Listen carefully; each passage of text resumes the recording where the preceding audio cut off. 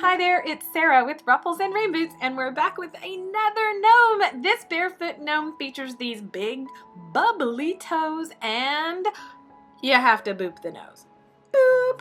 If you'd like to make this, I also have a super fun no-sew hot glue pattern for you. Stick around. As always, please like this video so I know you're here crafting with me. This is what we're making first. We need to get these into the oven, so we're going to take polymer clay in peach and a teeny tiny bit of chocolate brown, and we're going to mix those together. If you already have a tan or a darker brown that you really like to use that instead. But we're gonna make sure those are all incorporated, and then we're gonna roll a 1-inch ball for our gnome nose. You don't have to do this. If you want to use a wood bead or anything like that, you can use anything you want for the gnome nose. I just think it matches the feet. Okay, so, and again, I want to remind you, this is the picture of the foot we're making. We have a long foot with a flat part on the top, and the bottom is a heel. It is a rounded off heel.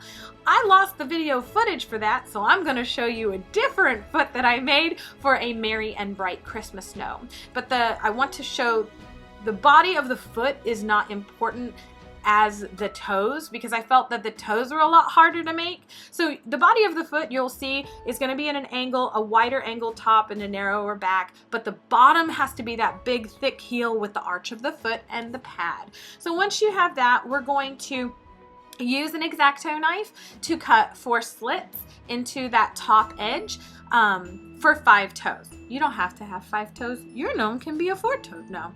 But this is just the way we made them. And then you're gonna see very harsh cuts. So all you want to do is sort of round off using a flat item or your fingers. You're just gonna round off those cut pieces you can see here. And I'm just gonna round off the top of the toes as well.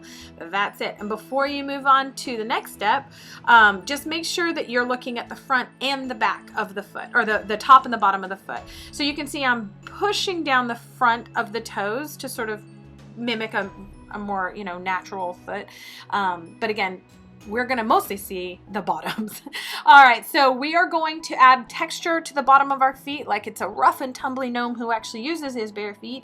And then to the front, we're going to add some toenails. Again, personal preference, but this is how you add toenails. Way easier than I actually thought it was going to be. You just make a press into the top to where there's a little ridge, and then you're going to cut the, quote, toenail edge out. And then you're going to do that for the second part as well. And again, we're looking at the top and the bottom of the foot because we really are after a sort of more natural footbed, like it has the pad of the foot, the arch, and then the heel.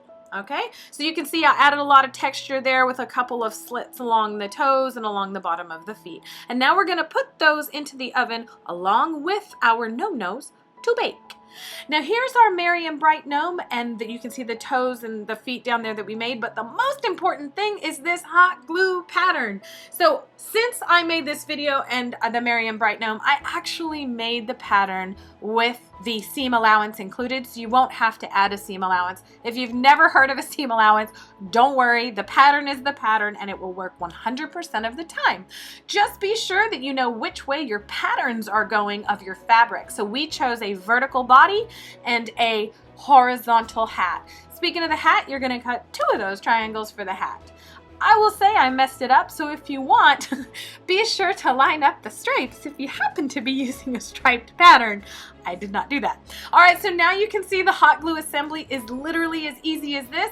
I do recommend a fabric hot glue, but if you don't have it, don't worry. Just add a very generous amount of hot glue and leave it alone. I know that's the hardest thing with hot glue because we think it should be instant, but we are making something that we really need to be solid, so we're gonna make it a hot glue assembly along that full seam on the side, and we're gonna let that sit. Do not tug it, do not move it. The bottom here is uber critical, so we want to make sure we add a good bit of hot glue to both of those sides when we're folding it up. Don't worry about the middle. We're about to bury that guy in a lot of glue as well. So you can see it's a very generous bead of hot glue, and we're going to make sure that this stays set and alone without us touching it for a good bit. After it has set, you are going to tug just a little bit and make sure that this stays together because we don't want our filling to fall out. And our hat is going to be the same way. Again, I did not line up the stripes. If you care to, please do that at this point, but we're going to assemble it the same way. We're just going to add hot glue. All right, so I'm going to show you the body. Once the body is set, everything, there's no holes, we are going to turn it inside out. If you are a sewer, does this look familiar? It's a cone sewed to a circle, just done the easy way. All right, so we're going to use our filler here. In this case, it's dried beans. We use polyfill, we use rice, we use scented rice. Tons of stuff you can put in here. And then we're going to top it almost to the very top with polyfill. Okay, so you don't need to close this thing because you are actually going to attach the hat. Speaking of the hat, we're going to turn that right side out, and then we're going to stuff the top with polyfill. And now this part is personal preference. If you want a bendy hat or a really, really tall hat, you're going to stuff it further and put a piece of 12 gauge wire in here. I do not want that for this hat. I kind of want it tipped back, sort of relaxed, because he's got his feet propped up and kind of relaxing. So that's how I made my hat, with a good bit of extra fabric on the bottom. I'll show you what we do with that fabric. If you have never cut faux fur, I'm going to link a video up there for you. It's pretty important that you only cut the backing. And once you've cut that backing, it's only going to go about halfway around our gnome body, so you can see it here. It does not have to go all the way around like a sock gnome. And we're going to add a bead of hot glue at the top and attach that about 1.5 inches from the top of the body.